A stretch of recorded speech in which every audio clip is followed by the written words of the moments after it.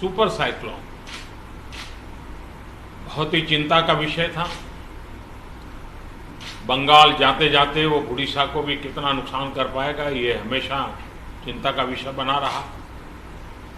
लेकिन जिस प्रकार से यहाँ पर व्यवस्थाएं इंस्टीट्यूशनलाइज हुई हैं, गांव तक नागरिकों को क्या करना है ऐसे संकट के समय, इसकी भली भांति जानकारी होने के कारण यहाँ जीवन बचाने में बहुत बड़ी सफलता मिली है।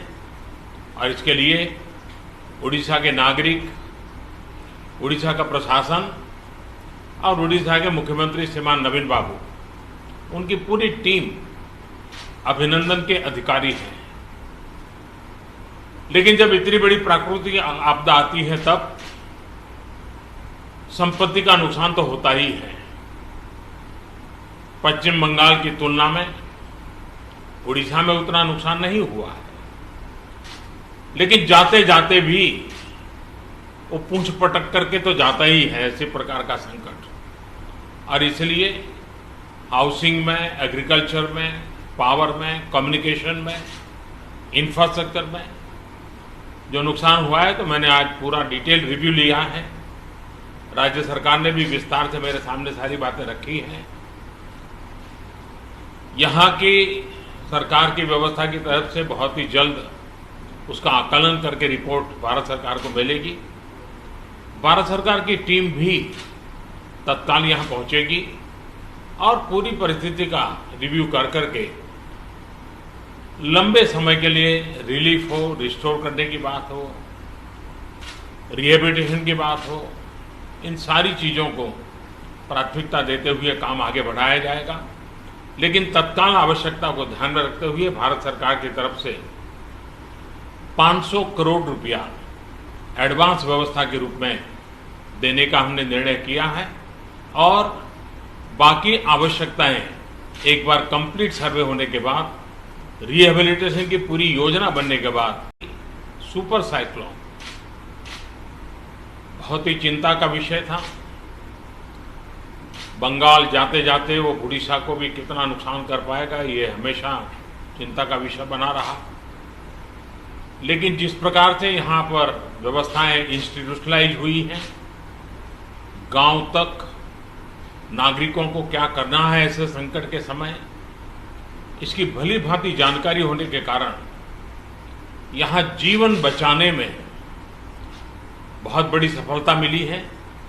और इसके लिए उड़ीसा के नागरिक, उड़ीसा का प्रशासन और उड़ीसा के मुख्यमंत्री श्रीमान नवीन बाबू, उनकी पूरी टीम अभिनंदन के अधिकारी हैं।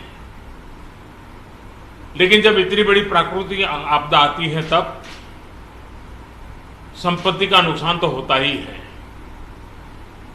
पश्चिम बंगाल की तुलना में उड़ीसा में उतना नुकसान नहीं हुआ है, लेकिन जाते जाते भी वो पूंछ पटक करके तो जाता ही है ऐसे प्रकार का संकट। और इसलिए हाउसिंग में, एग्रीकल्चर में, पावर में, कम्युनिकेशन में, इंफ्रास्ट्रक्चर में जो नुकसान हुआ है, तो मैंने आज पूरा डिटेल रिव्यू लिया है। राज्य सरकार ने भी विस्तार से मेरे सामने सारी बातें रखी हैं। यहाँ की सरकार की व्यवस्था की तरफ से बहुत ही जल्द उसका आकलन करके रिपोर्ट भारत सरकार को मिलेगी। भारत सरकार की टीम भी तत्काल यहाँ पहुँचेगी और पूरी परिस्थिति का रिव्यू कर करके लंबे समय के लिए रिलीफ हो, रिस्टोर करने की बात हो, रिहेबिलिटेशन की बात हो, इन सारी चीज़ों को प्राथमिकता देते हुए काम आगे बढ़ाया जाएगा। लेकिन तत्काल आवश्यकता को ध्यान में रखते हुए भारत सरकार की तरफ से 500 करोड़ रुपया एडवांस व्यवस्था के रूप में देने का हमने निर्णय किया है और बाकी आवश्यकताएं एक बार कंप्लीट सर्वे होने के बाद, रिहेबिलिटेशन की पूरी योजना बनने के बाद